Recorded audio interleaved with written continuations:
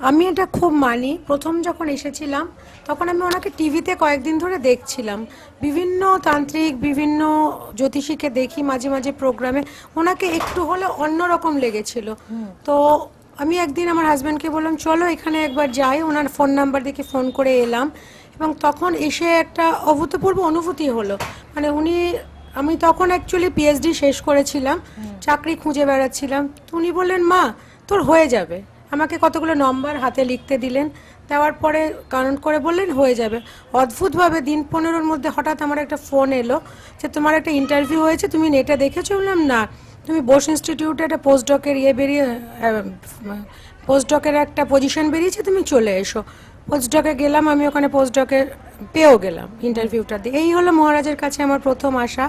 এরপর মন্দিরে আসি, বাবাকে খুব ভালো লাগে, বাবা আমাদের মেয়ে ছেলে মেয়ের মতো দেখেন। এরপর 2014-য় আমি একবার খুব অসুস্থ হলাম। অসুস্থ মানে ভীষণ, আমার সিভিয়ার আলসার হলো, আমি মেডিকায় এইচডিউতে অবধি চলে গেলাম। পালস রেট নেমে আমার 39 হয়ে গেল। ডক্টররা বুঝতে পারছে না, বোর্ড বসালেন। আমার হাজব্যান্ড তখন রাত 12টার সময় মহারাজজিকে ফোন করলেন। উনি বললেন চিন্তা নেই, উনি যা ব্যবস্থা করার করবেন। সকালে উঠে আমি ভাবলাম শোয়ার আগে, মানে এইচডিউতে আমি, আমার ডক্টর একজন লেডি ডক্টর ছিলেন, তার হাত ধরে আমি বললাম ডক্টর আমি বাঁচবো তো? আমার বাচ্চাটার বয়স মাত্র 7। বললো তোমার কিচ্ছু হয়নি, তুমি বাঁচবে। সকালে উঠে চোখ খুলে আমি দেখছি ও মা, আমি তো সুস্থ পুরো। ওখানকার যিনি হেড অফ দ্য ডিপার্টমেন্ট উনি এসে বললেন তোমার কি হয়েছিল? কালকে গোটা হসপিটাল তোলপাড় করে দিয়েছিলেন। পরে সব বুঝলাম এটা বাবার কাজ।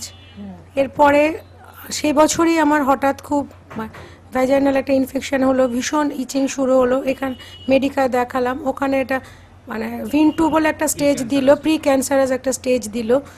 এখানে আরও কয়েক জায়গায় ওই বায়োপসি রিপিট করা হলো, সেম দিল। তো ভিন 2 দিল। আমরা সঙ্গে সঙ্গে ফ্লাইট নিয়ে মুম্বাই চলে গেলাম। ওখানে এশিয়ার বিখ্যাত একজন ডক্টর, ডক্টর অমিতা মাহেশ্বরী, সবাই চেনেন ওনাকে এই ফিল্ডে।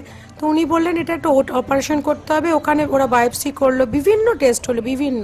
7 দিন আমরা ওখানে থাকলাম, 8-10 দিন প্রায়। তো আমাকে লাস্ট উনি বললেন অপারেশন করতে হবে। আমি আগের দিন অ্যাডমিট হলাম, ফুল ওটি ড্রেস পরে, আমার ওটির ক্যাপ থেকে সব পরে। আমি সেকেন্ড ওটি আমার হবে, আমি ওটির জন্য ওয়েটিং রুমে শুয়ে আছি। আমার হাজব্যান্ড কিউএ বাইরে আছেন। আমি ঘুমিয়েই পড়লাম কাঁদতে কাঁদতে, ভীষণ ভয় পাচ্ছিলাম। বাড়িতে বাচ্চাটাকে রেখে এসেছি কলকাতায় মায়ের কাছে। হঠাৎ আমার ভীষণ ওয়াশরুম পেলো, আমি বাথরুম থেকে দেখছি যে ডক্টর বাইরে থেকে বলছে সুতপা চৌধুরী সাইন कौन है।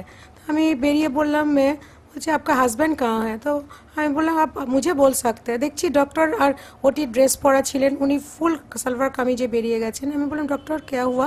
बोलन যে उसका पूरा रिपोर्ट नेगेटिव आया, जितना सारा टेस्ट हुआ सभी नेगेटिव आया। তো সঙ্গে সঙ্গে আমার ওটি ফটি ক্যান্সেল করে রেড পুরো আমি নর্মাল ড্রেসে বেরোলাম।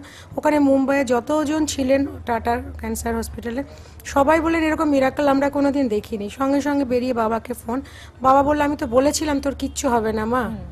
এই হলো মিরাকল। এরপর মিরাকলের বাবার শেষ নেই।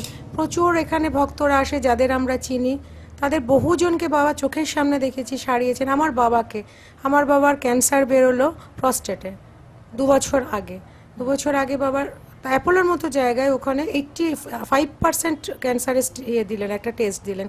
বাবার কাছে এলাম টাটা, তারপরে টাটা ক্যান্সারে বাবারটা রিপিট করলাম।